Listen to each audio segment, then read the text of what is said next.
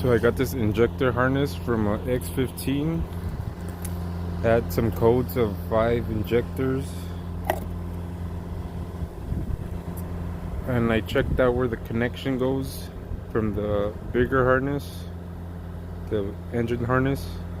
There's a bunch of oil in this connector of the harness of the injectors. So that's one way you know that the harness is going bad, or that it has gone bad.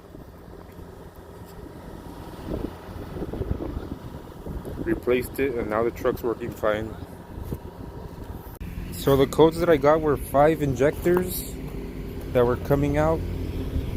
So it's pretty rare that all the injectors have gone bad. It's possible, but it's pretty rare, so just to take note of that.